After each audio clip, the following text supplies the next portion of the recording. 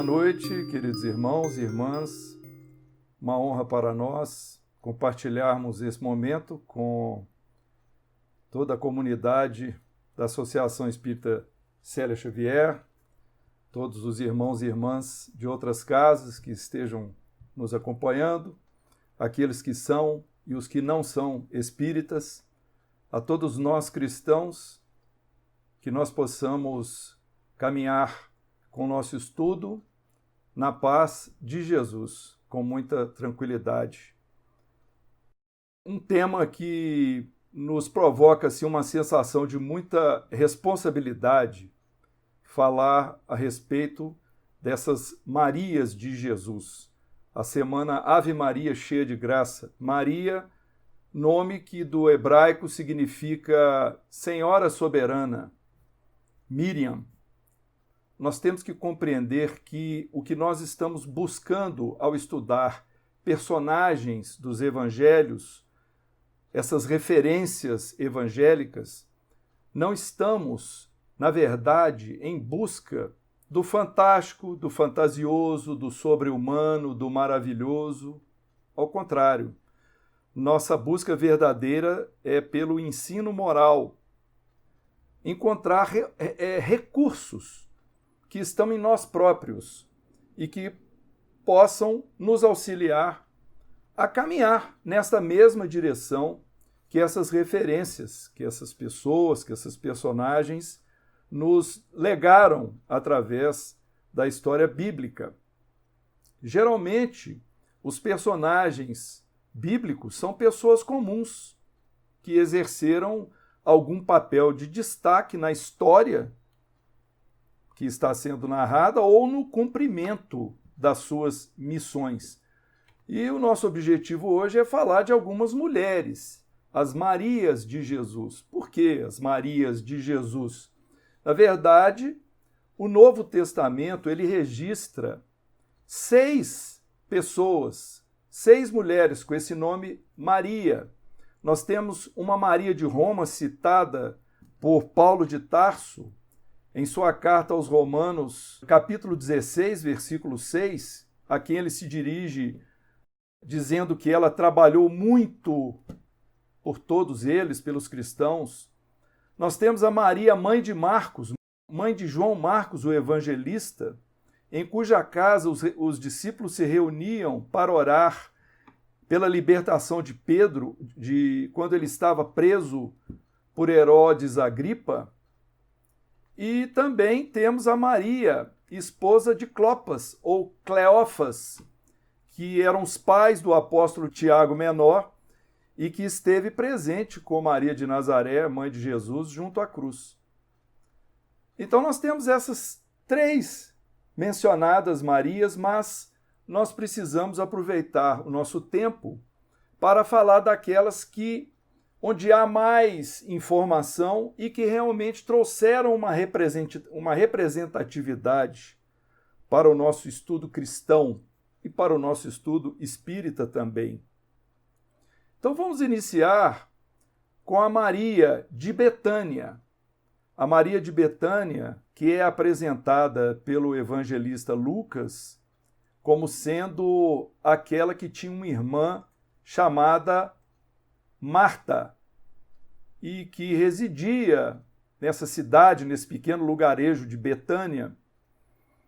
E eram 3 irmãos, Marta, Maria e Lázaro. Lá Jesus costumava, na residência dessa família, ele costumava descansar de suas longas caminhadas empreendidas em prol da nossa libertação espiritual, quando ele estava pregando o evangelho do reino, não é? E ele, então, muitas vezes, ele estagiou nesse lar para refazer as suas energias junto a esses corações amigos enquanto ele ensinava, e era uma família que, segundo ficou registrado, ele amava demais a todos eles. E a primeira ocasião em que Jesus se dirigiu a essa residência dessas pessoas, desses irmãos, ela foi registrada pelo evangelista Lucas no capítulo 10. Mas também houve outras ocasiões em que Jesus encontrou-se com esses personagens. Nós vamos deixar para falar do primeiro encontro daqui um pouco. Primeiro, vamos mencionar as outras vezes, porque esse primeiro encontro nós queremos detalhá-lo um pouco mais. A segunda vez foi justamente o episódio da morte de Lázaro, morte que foi antecedida por uma doença e que está descrita no capítulo 11 do Evangelho de João. Essa doença levou Lázaro a um estado catalético, assim entende o Espiritismo. Ele foi, então, sepultado, mas Jesus, tendo sido procurado por Marta, que insistiu na sua presença, ele consegue fazer a ressuscitação de Lázaro, reativando o seu princípio vital e fazendo com que Lázaro retornasse à vida material. Então, é um episódio que ficou muito marcado, né? Esse episódio de Jesus junto ao Lázaro, porque ele é descrito com muito detalhe o papel que Marta exerceu, tomando providências, procurando Jesus, e que Maria teria ficado em casa, mais retirada, mais reclusa, enquanto Jesus fazia toda essa sua atuação. É um episódio muito longo, muito bonito, uma pena que não temos condição aqui pelo tempo, né, pelo que nós temos que percorrer, de descrever esse episódio, interpretar todas as suas etapas, mas Marta, assim como Maria, exclamaram: Senhor, se tu houveras estado aqui, não morreria o nosso irmão. Então, demonstrando assim aquela fé enorme que essas criaturas tinham e o amor que elas sentiam por Jesus. E nós temos também um episódio numa visita de Jesus a Betânia 6 dias antes da Páscoa, quando em um jantar em honra a Jesus na casa de Simão o leproso, isso se encontra em João 12 e em Marcos 14, enquanto o jantar estava em andamento, Maria trouxe uma caixa de alabastro com um unguento puro, caro, muito perfumado, e ela despejou esse unguento, esse óleo, sobre a cabeça de Jesus e também ungiu seus pés, enxugou os pés de Jesus com os seus cabelos. Isso, então, foi um ato de rara devoção da Maria de Betânia, que testificou a sua gratidão e a sua fé, o seu sentimento elevado por Jesus. E esse ato incompreendido por alguns apóstolos, como, por exemplo, Judas, foi criticado, porque ela estaria desperdiçando um óleo, uma coisa muito cara, mas Jesus observa a grandiosidade desse gesto de Maria de Betânia, e Jesus diz assim: onde quer que for pregado este evangelho, que será em todo o mundo, publicar-se-á também, para a memória sua, a ação que esta mulher fez. Então Jesus valorizou aquilo que os seus discípulos não valorizaram, porque eles estavam preocupados com a questão material, com o desperdício. Mas, como dissemos, vamos então agora recuar no primeiro encontro, porque nós demos aí um panorama de quem é essa Maria de Betânia e como ela se inseriu em todos esses episódios, né? Do Lázaro, da unção da cabeça de Jesus. Mas antes, como foi o primeiro encontro? Esse nós gostaríamos de ler, porque são alguns poucos versículos que vão nos trazer as informações que a gente necessita para poder explicar, né, um pouco mais sobre o perfil desses personagens. Então, Lucas registrou no capítulo 10 o seguinte: e aconteceu que, indo eles de caminho, entrou Jesus numa aldeia, e certa mulher, por nome Marta, o recebeu em sua casa. E tinha esta uma irmã chamada Maria, a qual, assentando-se também aos pés de Jesus, ouvia a sua palavra.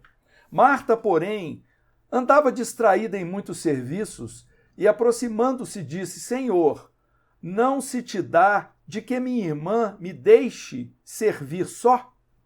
Dize-lhe que me ajude. E respondendo, Jesus disse-lhe: Marta, Marta, estás ansiosa e afatigada com muitas coisas, mas só uma é necessária. E Maria escolheu a boa parte, a qual não lhe será tirada. Então é um episódio que traz para nós ensinamentos sobre essas duas mulheres. Marta, que se aflige ao ver que estava ela sozinha cuidando dos afazeres, arrumando a casa naturalmente para agradar a Jesus, mas a irmã Maria estava antenada nas coisas que Jesus estava ensinando, nas coisas que eles estavam contando. Então, para o personagem Marta, a obrigação como dona de casa era mais forte naquele momento do que o seu desejo de aprender, e chega a ponto dela reclamar com o próprio mestre, pedindo a ajuda dele que direcionasse Maria para ajudá-la.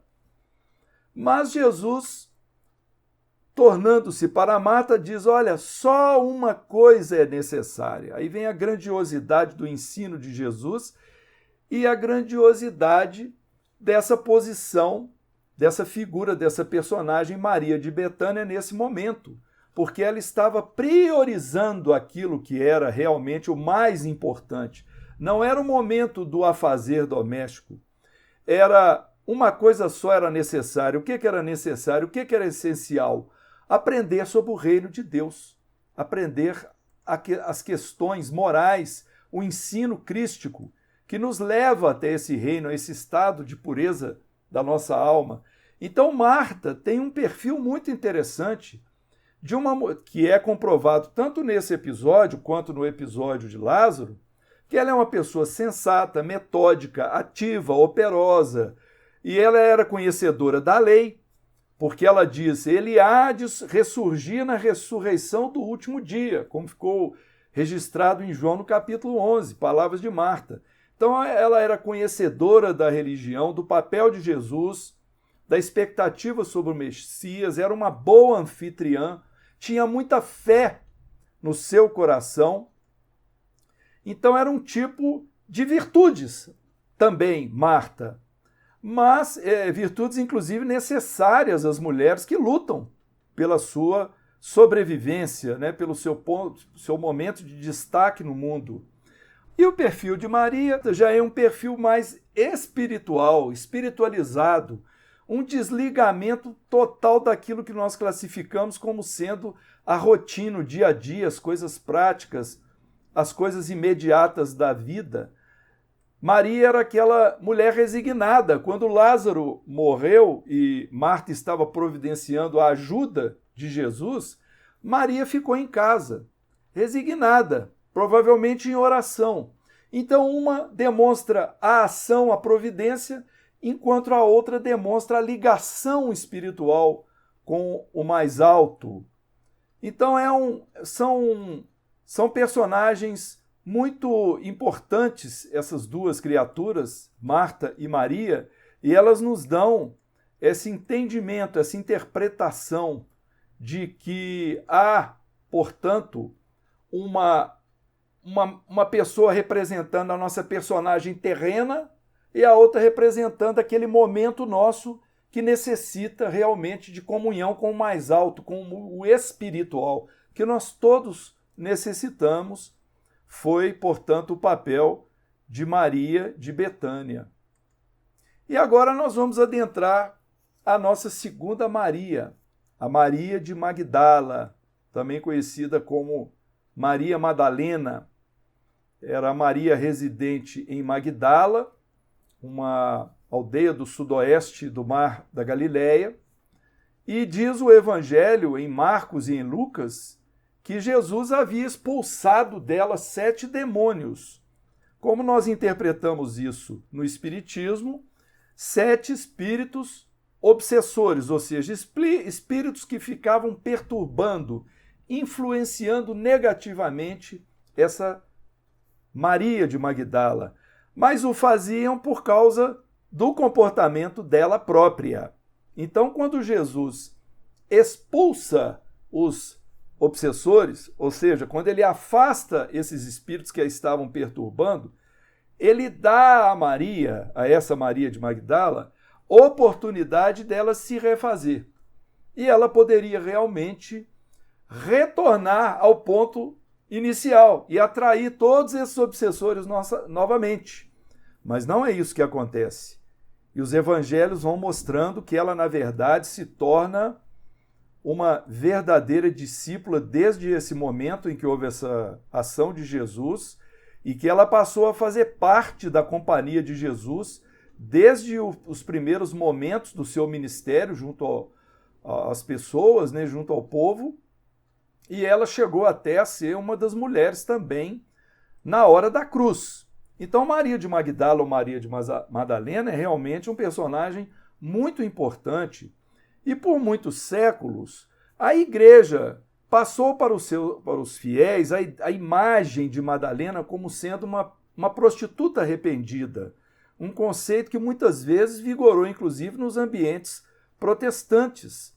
Isso há uma confusão ocorrida pela forma como Lucas, no capítulo 7, antes dele se referir a Maria Madalena pela primeira vez, no capítulo seguinte, que é o capítulo 8, ele fala a respeito de uma pecadora, mas não há exatamente essa associação com uma prostituta, porque a mulher pecadora é a mulher que está ainda num processo de vício, num processo de paixão com coisas materiais, com a sensualidade, não necessariamente uma prática de prostituição, como muitas vezes foi mostrado aí em filmes. Na verdade, nós vemos também uma tentativa de difamação da igreja, porque não havia como a igreja aceitar uma mulher num cargo de destaque como um discípulo de Jesus dentro da sua hierarquia eclesiástica. Mas o espírito Irmão X, através do Chico Xavier, ele trouxe para nós informações a respeito de Maria de Magdala, que são informações muito belas. Então, são revelações do plano espiritual a respeito dessa mulher. E Irmão X, que teria sido o poeta Humberto Campos, quando encarnado, ele diz assim, numa de suas obras, Boa Nova: Madalena ouvira as pregações do Evangelho do Reino, não longe da vila principesca, onde vivia entregue a prazeres em companhia de patrícios romanos, e tomara-se de admiração profunda pelo Messias. Então, o espírito Irmão X admite que ela era uma pessoa dada a prazeres, que ela tinha uma vida social, que ela gostava dessa vida material, não é? E ele prossegue dizendo assim: até ali, falando a respeito de Madalena, caminhara sobre as rosas rubras do desejo, embriagando-se com vinho de condenáveis alegrias. No entanto, seu coração estava sequioso e em desalento. Jovem e formosa, emancipara-se dos preconceitos férreos de sua raça. Sua beleza lhe escravizara aos caprichos de mulher os mais ardentes admiradores, mas seu espírito tinha fome de amor. Então nós vemos nitidamente a Maria de Magdala antes e depois que ela foi tocada pelas palavras de Jesus. Ela era realmente essa mulher que buscava os prazeres, os gozos mundanos, mas no fundo ela tinha essa sede de espiritualização. É assim que ela ouviu Jesus em suas primeiras pregações, ela abandonou a si própria. Ela se transformou, como Jesus mesmo propôs: se alguém quiser me seguir, negue-se a si mesmo, tome a sua cruz e siga-me.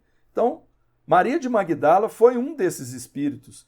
E Irmão X a rotula de renovada e de convertida de Magdala na obra Lázaro Redivivo.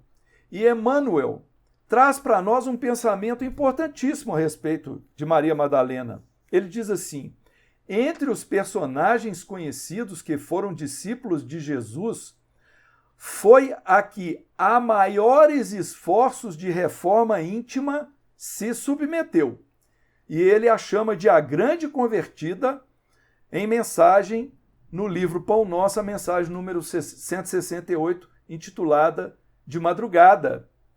E também na mensagem do livro Caminho, Verdade e Vida, número 92, chamada Madalena, Emmanuel diz assim: ninguém fez tanta violência a si mesmo para seguir o Salvador como a inesquecível Obsidiada de Magdala. E ele ainda completa, comparando a ação de Madalena com a ação de Paulo de Tarso, que também foi o Saulo convertido em Paulo.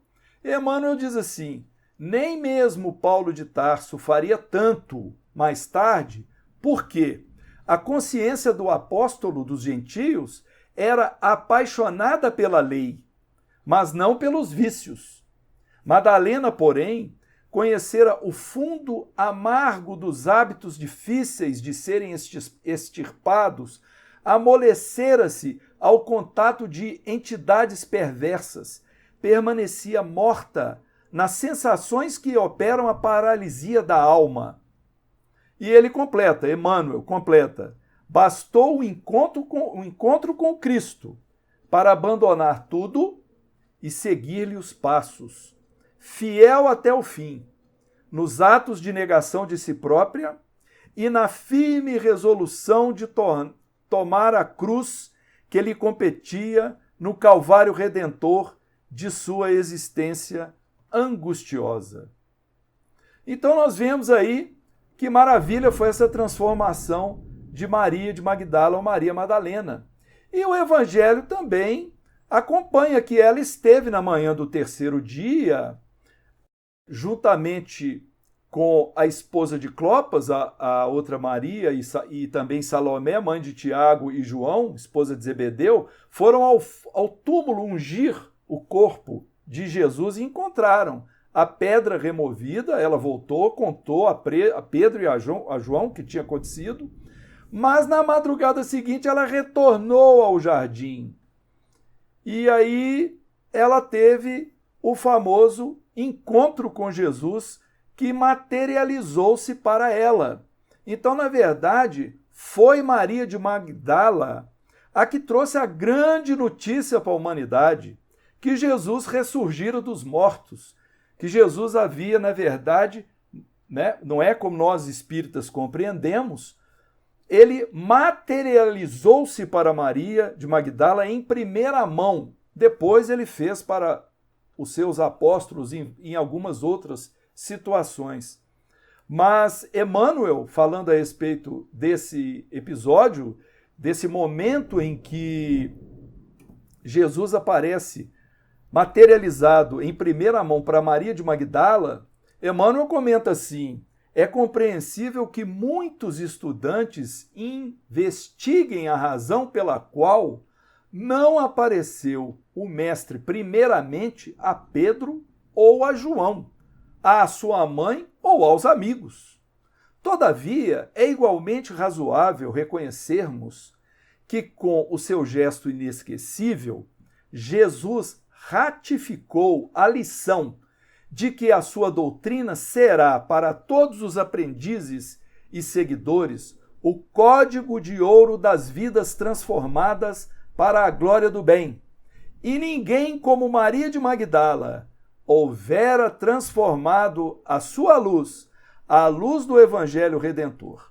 Então, palavras belíssimas de Emmanuel a respeito de Maria de Magdala, a respeito dessa condição pela qual Jesus decidiu, o Mestre, premiá-la com a sua primeira aparição. Ela levaria essa boa nova, essa notícia para a humanidade, para os apóstolos, a respeito da não morte de Jesus, né? Vamos dizer assim, permanência da vida após a morte, do prosseguimento da vida após a morte, que nós espíritas entendemos muito bem que não se trata apenas de uma condição de Jesus, mas de qualquer um de nós. Essa condição de permanecermos vivos no campo espiritual e depois, através da reencarnação, retornarmos à vida terrena no nosso planeta. Finalmente, alcançamos a nossa Maria principal, aquela que nós deixamos por último de propósito, porque é o tema da semana Célia Xavier, a Maria de Nazaré. É interessante que nós encontramos no livro Dicionário Bíblico, está escrito o seguinte, que o papel relativamente fraco assumido por Maria no Evangelho, Maria, mãe de Jesus, está plenamente de acordo com o estilo de vida judaico e com a história bíblica em geral, onde as mulheres desempenham um papel frequentemente limitado às suas funções de esposa e de mãe. Então é interessante que quem elaborou o dicionário bíblico reconheceu que o que ficou registrado foi pouco, está fraco a respeito de Maria de Nazaré, da Mãe Santíssima de Jesus. E lá está dito que as palavras dela são poucas e muitas vezes contêm ou fazem surgir dificuldades exegéticas, ou seja, dificuldades de interpretação. Muitas coisas dão margem a mais de um tipo de interpretação. E é o que quis dizer. Mas é um personagem reverenciado por todos os cristãos. E no seio da Igreja Católica, essa Maria, mãe de Jesus, ela recebe inúmeros títulos de Maria, ou chamadas invocações marianas, que são designações honoríficas dadas à Virgem Maria, a mãe de Jesus. Então ela recebe, segundo nós pesquisamos, mais de 1.100 nomes conhecidos. Nossa Senhora, que em inglês é Madonna, em francês Notre Dame, em alemão Heilige Maria. Então, várias denominações para Maria, mãe de Jesus. Mas nós encontramos um registro, antes da gente percorrer alguns passos, caminharmos com Maria de Nazaré no Evangelho, vamos entender o papel dela pelo ponto de vista do plano espiritual. Então nós encontramos o seguinte texto. Quando a providência divina, por suas leis, decidiu enviar à Terra o maior tesouro da vida humana de todos os séculos, nosso Senhor Jesus Cristo, não mandou chamar os Césares romanos ou os filósofos gregos, nem as autoridades que comandavam os poderes econômicos do mundo, ou as que se mostravam na liderança da inteligência. Buscou uma jovem obscura e simples, conquanto admirável em sua pureza, aquela que todos nós na cristandade reverenciamos como sendo Mãe Santíssima, e que em seu tempo não era senão singela menina e moça que o mundo conheceu por Maria de Nazaré. A divina providência determinou assim que nossa Mãe Santíssima fosse a autoridade suprema para receber nosso Senhor Jesus Cristo e nolo entregar para a renovação e aperfeiçoamento dos povos. Palavras maravilhosas que nós encontramos falando a respeito dessa estratégia do campo espiritual, enviando a essa mensageira, esse espírito missionário, na sua humildade, na sua singeleza, ela fez exatamente o papel daquela que teria que receber o nosso governador espiritual da Terra, o espírito mais puro, mais elevado que nós temos conhecimento, que é Jesus, o Cristo de Deus. Então, em termos de passagens evangélicas, nós encontramos uma série de etapas que descrevem a participação de Maria, a concepção para o nascimento de Jesus, o caráter messiânico desse menino, a sua visita a Isabel, o nascimento de Jesus, a sua viagem para a purificação após o parto, que era uma prática judaica, o relato dos magos, a fuga para o Egito, o encontro dela com Jesus no templo Jesus Menino, como ela era conhecida do povo de Nazaré, como ela motiva um discurso de Jesus, quem é minha mãe, quem são meus irmãos, a sua presença nas bodas de Caná, onde ela fala aquela frase que tem um simbolismo enorme quando ela se dirige para Jesus e diz: eles não têm mais vinho, que na verdade tem um significado que a humanidade não possui ainda a sabedoria, porque o vinho representa a sabedoria, então precisa da divindade. Então ela dirigindo-se a Jesus, ao Cristo, pedindo: forneça mais vinho para a humanidade, mais sabedoria. Depois ela faz uma visita com a família a Cafarnaum, e aí salta o evangelho para a sua presença na crucificação, e depois no Atos dos Apóstolos, logo no capítulo 1, está mencionada a sua presença junto aos apóstolos. Então toda a informação autêntica a respeito de Maria de Nazaré, ela está realmente nas Escrituras. E nós temos um relato maravilhoso da presença de um mensageiro divino, o anjo Gabriel, anunciando a essa virgem da cidade de Nazaré que ela seria altamente favorecida porque iria receber um espírito proximamente, como sendo um espírito de alta envergadura espiritual, um espírito puro, um espírito evoluído, que seria o Cristo, que depois foi denominado Jesus. E ele seria grande, né? Filho do Altíssimo. Existe uma diferença muito grande nessa narrativa da concepção entre Mateus e Lucas. A narrativa de Lucas ela é mais, digamos assim, confiável, porque Lucas ouviu as histórias da própria Maria. E Lucas coloca esse momento no futuro. Maria ainda era virgem. Ela estava comprometida, estava noiva de José, mas não coabitava com José. Então ainda haveria a concepção de Jesus, que para nós espíritas, sem querer ofender a nenhuma outro seguidor de outra religião, para nós espíritas foi uma concepção biologicamente natural. E esse anjo, quando traz essa informação e fala que ela iria receber um espírito, e ela ainda jovem não tinha conhecido o homem, como ela mesma afirma, o que ela faz? Ela, em vez de ficar fazendo um monte de perguntas, como aconteceu com Zacarias quando ele recebeu um aviso do mesmo anjo que Isabel estaria grávida, e ele pergunta: mas como? Ela é estéril? Ela é de idade? Não. Maria de Nazaré simplesmente diz assim: eis aqui a escrava do Senhor, cumpra-se em mim segundo a sua palavra. Então, demonstra aí um espírito altamente humilde, servil, resignado, obediente, fiel à sua fé. E ela, então, quando se aproxima na visita a Isabel, ela recebe de Isabel um cântico maravilhoso. Bendita és tu entre as mulheres, bendito é o fruto do seu ventre. De onde me provém isto a mim que venha visitar-me a mãe do meu Senhor? Então são palavras belíssimas, mostrando um enlevo deste momento.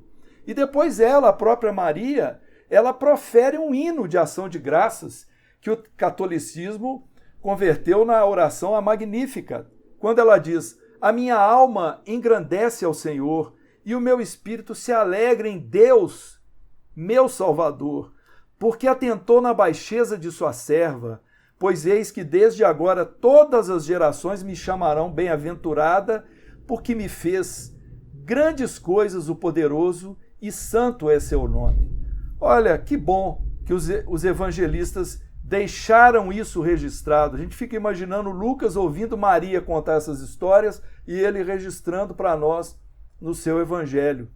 Então, o evangelho vai caminhando e mostrando vários momentos em que Maria teve de se deslocar, como, por exemplo, até para o próprio nascimento de Jesus, como José, o marido, era discípulo de Davi, ele tinha que cumprir o alistamento convocado pelo decreto do imperador Augusto. Ele teve de se deslocar e no meio do caminho acabou que eles tiveram de pernoitar na cidade de Belém, talvez não tivesse nenhum lugar disponível, ficaram num alojamento de animais, numa estrebaria, e Jesus nasceu realmente onde tinha de nascer, né? Naquele símbolo de humildade total, numa manjedoura, e está dito em Lucas 2,7 que ela envolveu-o com roupas e o colocou numa manjedoura. Então vem outras passagens maravilhosas com a narração dos pastores, contando a ela sobre a aparição dos anjos, e ela viaja com José para fazer o sacrifício de animaizinhos que a lei judaica exigia no 40º dia após o nascimento. Depois ela tem que fugir para o Egito para evitar a matança dos inocentes, que foi decretada também pelo governador. E então Jesus começa aos poucos a demonstrar para ela a sua missão, né? Quando com 12 anos ela faz uma visita juntamente com o filho e o marido a Jerusalém, e ela perde do menino, né? Ele se perde na multidão, e ela tem que retornar e o encontra pregando para os sábios lá, os sábios do templo, e eles todos ouvindo e se admirando com toda a sabedoria e o entendimento do menino Jesus, daquele adolescente, né? Pré-adolescente. Então essas passagens vão trazendo todo esse momento para nós, mostrando essa maravilha que essa mulher, Maria, foi envolvida ao trazer para junto da humanidade essa figura maravilhosa do nosso Mestre e Senhor Jesus. E chegou o momento, né, em que ela teve de passar pelo acompanhamento derradeiro da vida de Jesus, porque ao longo do Evangelho há um momento, realmente, ainda aparece naquela cena em que ela vai, que eles falam que é no dia das parábolas, Jesus falando grandes parábolas para algumas pessoas que estavam alojadas num determinado ambiente, e ela chega com os irmãos de Jesus, e Jesus não a recebe assim, não a privilegia, e fala: todo aquele que fizer a vontade do meu Pai, que está nos céus, esse é meu irmão, minha irmã e minha mãe. Então, Maria teve de aprender com Jesus também, e se submeter humildemente a esses ensinos que Jesus estava passando, com humildade. Na crucificação, que é o momento derradeiro, quando ela comparece, nós preferimos acompanhar também o relato do irmão X, porque ela, nos evangelhos, naturalmente, cita os momentos em que ela esteve ao pé da cruz, as mulheres que a acompanharam. O irmão X traz para nós uma visão do campo espiritual que é muito interessante. E nós vamos novamente ler aqui para que a gente possa sintonizar com esse momento, né? Quando João, o discípulo amado, porque o próprio João anotava aquele a quem Jesus amava, quando ele falava de si mesmo nos evangelhos, quando João, o discípulo amado, veio ter com Maria, anunciando-lhe a detenção do mestre, o coração materno consternado recolheu-se ao santuário da prece e rogou ao Senhor Supremo que poupasse o seu filho querido. Mais tarde, João voltou, comunicando-lhe as novas dificuldades surgidas. O mestre fora acusado pelos sacerdotes. Jesus fora vestido com uma túnica de ironia e ostentava nas mãos uma cana suja à maneira de cetro. E como se isso não bastasse, fora também coroado de espinhos.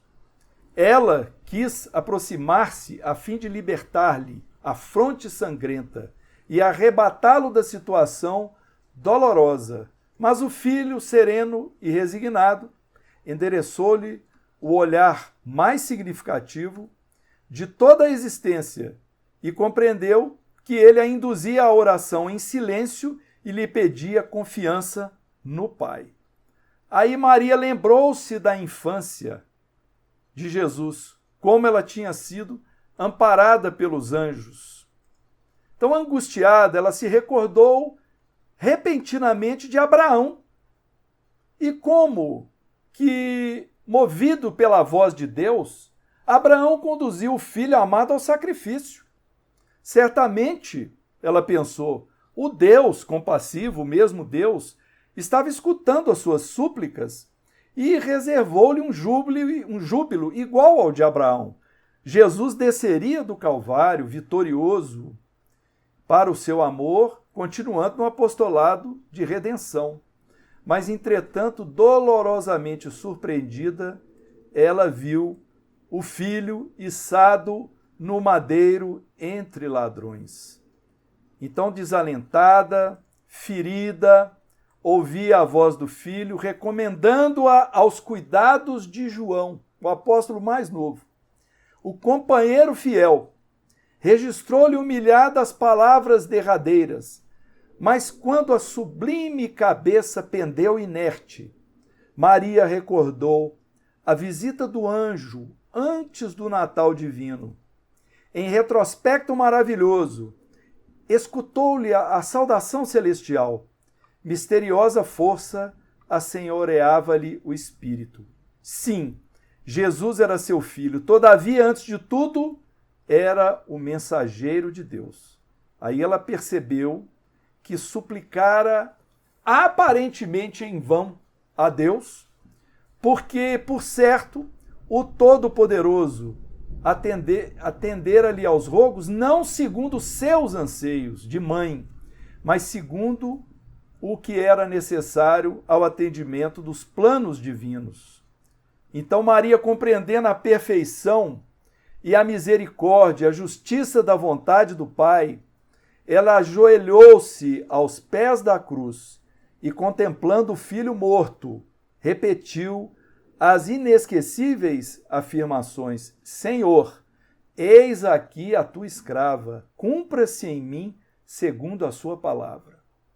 Então, uma passagem maravilhosa, que é muito difícil para nós, principalmente nós que não temos papel de mãe na terra, compreendemos esse momento de vermos um filho ser martirizado, incompreendido, injustiçado, mas um espírito altamente preparado, como Maria de Nazaré, que já havia sido certamente preparado desde antes da sua encarnação para vir na Terra com essa missão de ser a mãe de Jesus.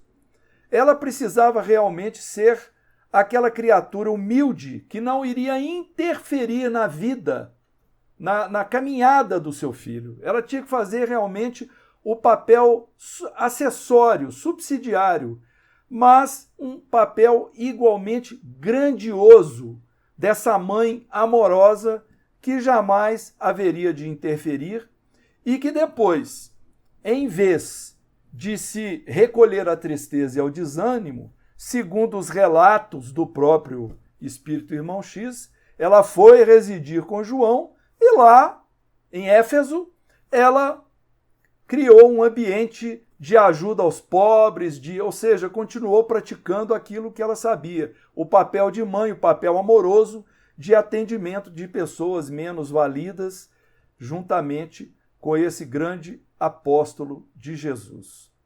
Nós vemos então, porque estamos caminhando para o encerramento por causa do horário, que podemos acompanhar o papel dessas mulheres no Evangelho, destacando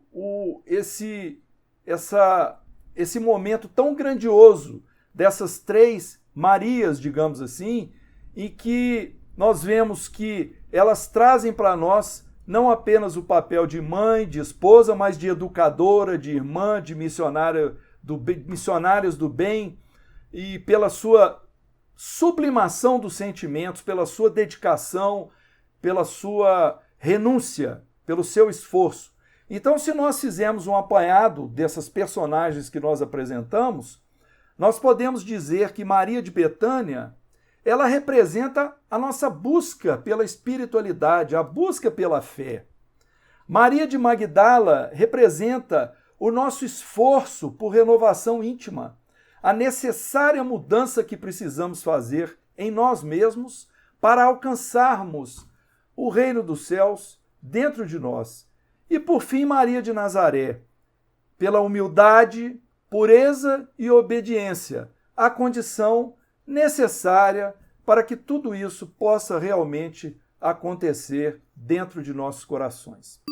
Assim, meus irmãos, minhas irmãs, nós encerramos a nossa fala. Agradeço a sua atenção de todos os irmãos e irmãs.